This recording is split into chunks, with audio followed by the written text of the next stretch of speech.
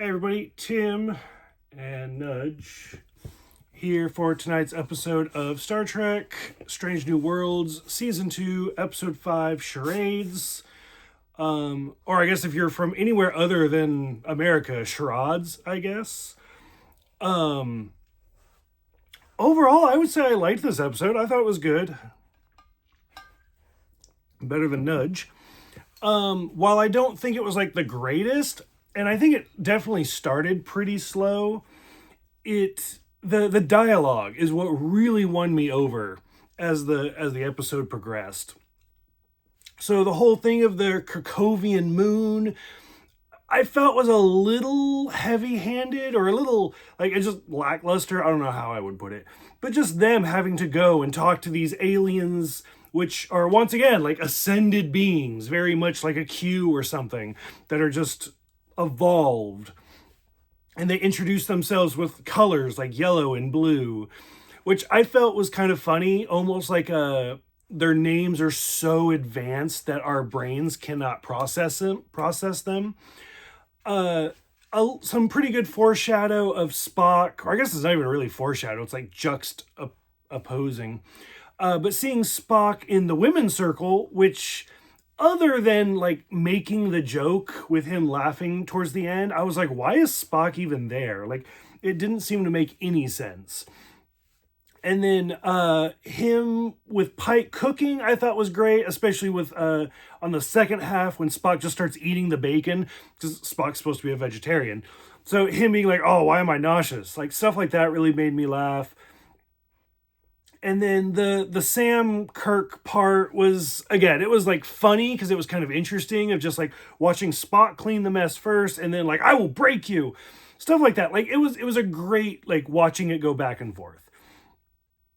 The whole thing of just Spock being a human and like losing who he is, not even just being human, but just losing his species, his everything, heritage, is something we've seen before many times in Star Trek before, whether it be The Next Generation, Deep Space Nine, Voyager.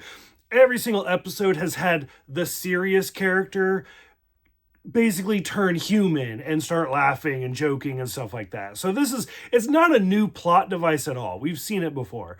But I felt like this one did a really good job with these characters. Seeing Amanda show up was great.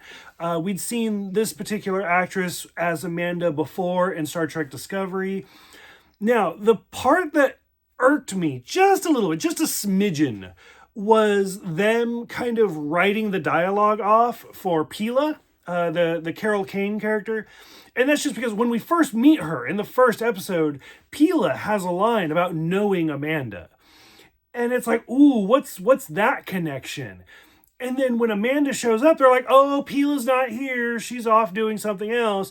Now, was Carol Kane busy?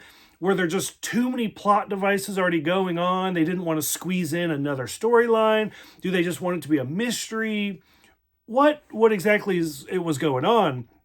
But it did kind of irk me. I was like, why not just like rip the Band-Aid off, have them be there, some sort of just fake 10-second discussion and move on. But whatever. The first question I had was, well, why? We've seen them do the cosmetic surgery and like the hypo spray and stuff. Why can't they do that? And kudos to the writers. They answered that right away about answering because it would mess with Nurse Chapel's whatever she was working on to fix everything.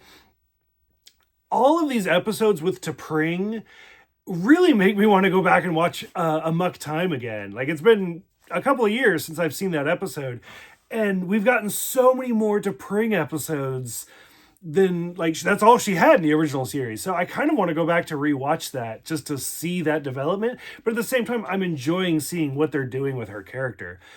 All of the rituals I thought were kind of fun, especially the teapot where you had to hold it and move it. And just like, I mean, that's something we've seen like in today's culture. I won't name specifics, but like just like stepping on hot coals, stuff like that, where you suppress all of those pain nerves and stuff like that. So I really like that. her parents are, what the fuck was going on with that? It made me laugh, and it had so much good dialogue where like T'Pring's dad was like, this is good. And her mom was like, no, it's not. And he's like, no, it's not.